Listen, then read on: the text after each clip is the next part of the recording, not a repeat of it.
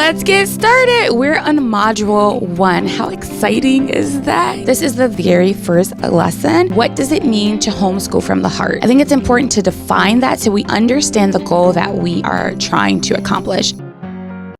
First, let's talk about what does it mean to homeschool from the heart. It means that first you dissect what's traditional school versus homeschool. So in a traditional school, you may have a set schedule. You may have set order of classes. You may have a set lunchtime, breakfast time, nap time. You may have a certain time where you have to do math, a certain time where there's homework. At homeschool, it can be whatever you like. So if you want to start with a walk, or if you want to start with 2 hours of learning and a huge break in between, you can do that. If you want to start by sleeping in, because you're going to be more productive that way, your kids are going to be more productive that way, you can do that. In a traditional school, there are a lot of kids and there has to be a certain amount of order to talk to each kid and get them to learn and follow the curriculum. Well, at home, you can go at the pace of home. So maybe the beginning of the week, it's super easy for you to get through certain lessons, but toward the end of the week, it's more challenging. So you can be in a curriculum heavy at the beginning of the week and then lighten the load toward the end.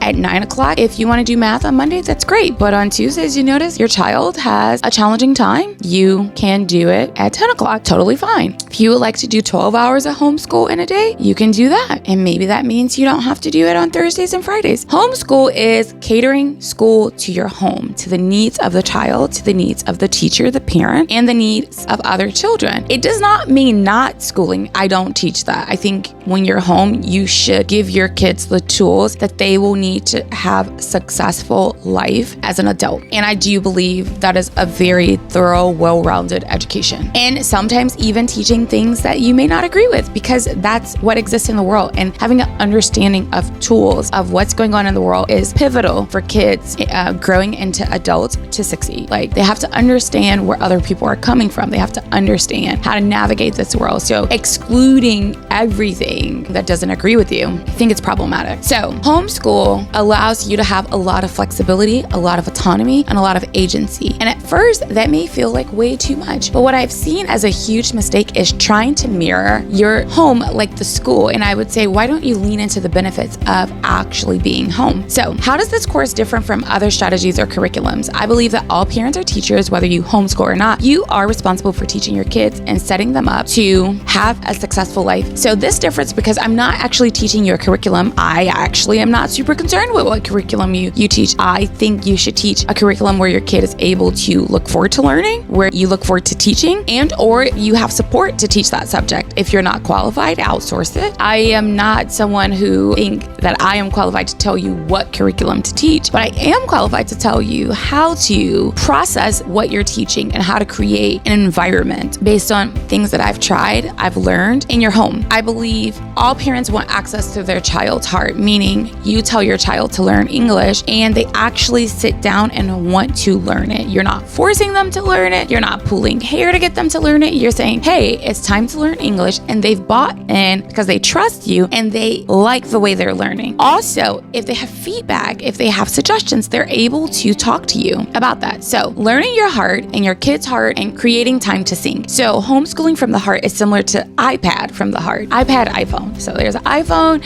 there's an iPad, and if one has more information than the other, maybe more photos, right? If one has more photos, you really want to sync them up so they both have the same amount of photos. So what you're doing is syncing your heart to your child's heart. So if there are challenges or issues or concerns, you're not just like hammering it in, trying to make sure they do exactly what you want them to do. You're taking time to actually listen to what is best for them. You're sharing your heart with them as a teacher, creating the structure and curriculum that they need, but you're also allowing them to have some autonomy and agency over what's best for them. And you're looking at those cues if they're not able to explain it. And you're also learning ways to give them tools so they're able to explain what is helpful, what's not, because there are so many ways to learn. I think that the best way is to learn in a way that you actually retain the information and that you're super excited and passionate about what's next. Does that mean that 100% of learning from a child's perspective is going to be exciting? No, but you could get a really high ratio where the times that it's not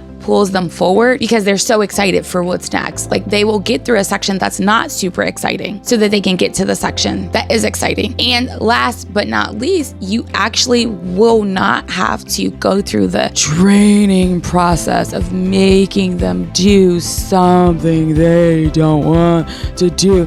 And then what happens with you is like you are mentally challenging yourself to get through it, but over time you become inconsistent because you really don't want to deal with your child complaining about the things that they have to do. If they are allowed to enjoy their work, have some agency, some ownership, some responsibility for said work, it does not have to be a tug of war. They'll actually want to show up because they're taking ownership of what they do. All right, that is all for this video. I want you to reflect on what does it mean to homeschool from the heart in your heart and your child's heart, and think about what things are synced up and what things are not synced up. Just observe what's happening in your house today and maybe take some notes. Depending on how you would like to watch this content in the future, you can go on to the next video or schedule time to make sure you're watching it tomorrow.